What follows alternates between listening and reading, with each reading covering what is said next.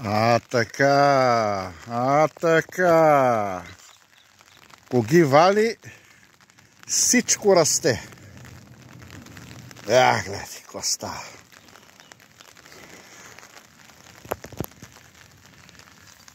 Не знам цвета дали е убав, дали им липсва нещо.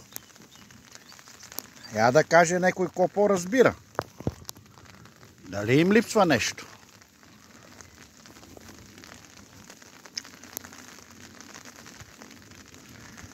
Еха, как вали.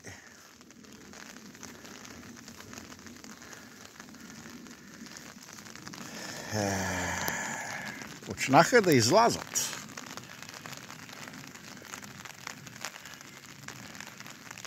Чесани, най-различни работи тук. Там са картофи от Перу. Те много трудно излизат.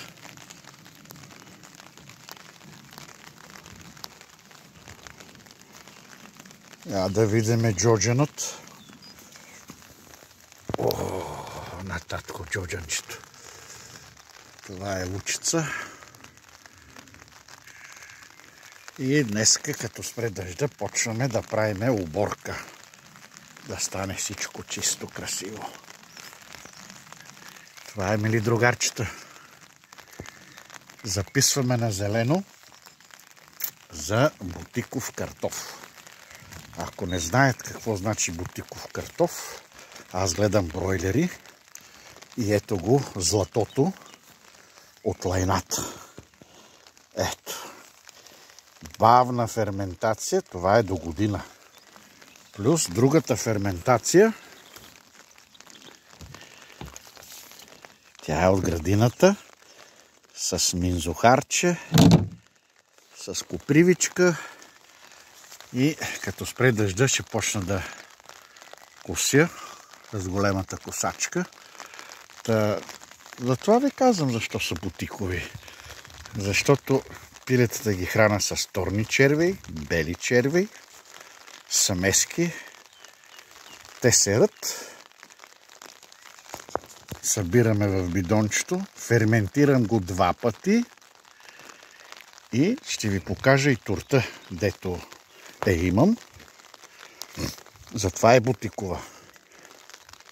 И когато се еде този продукт, вие усещате природата и се лекувате. Защо се лекувате? Защото аз тук пръскам и с други работи, слагам сол, някакви други неща и всичките минерали, дето ви липсват, когато едете от магазина, при мен имате всичко. Само ще ви покажа гроздето. Днеска сме 3 или какъв беше ден. Искам да видите. Тук правя тест. Това е грозде, което не е пръскано с нищо от Господа. Ето. Така. Нещо тия грозчета не ги виждам. Ето. Цялото село е едно и също.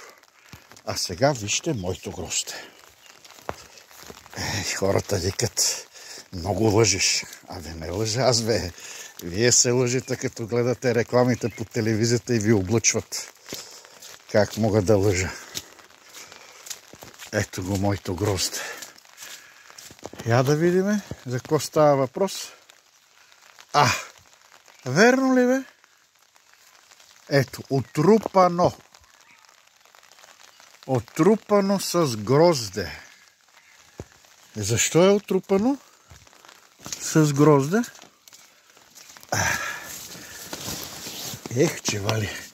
Само погледнете, тук ще излезнат 50 кила грозде. Само големината на гроздето погледнете. Мога ли да излъжа сега? Така, май месец сме. Ето го елексира, къде го правя. От онази тор. Това е миналогодишна тор. Ето там. С това пръскам, другарчета. Кой разбрал, разбрал. Кой не разбрал, да пита. Това е от нашата ферма. Или ранч, или как да го кажа. Не го знам как да го кажа. както искате, така си го такова обяснявайте. И записваме за картофи. 5 вида са, ще ги напиша кои са. Това е пробно, мили другарчета. Това е пробно. И когато станат нещата така, както трябва да стават, почвам да работя на 20 декара и след това на 100 декара. Ето.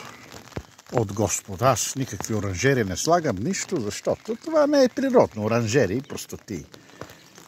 Природата, това е природният продукт, не оранжерията. Оранжерията е изкуственият продукт. Дето го слагаме от Нова година на семките. Аз съм го засадил миналия месец. Април месец. И ето резултат. А агрономката там го е засадила февруари началото. Да сади. И нищо не е излезнало.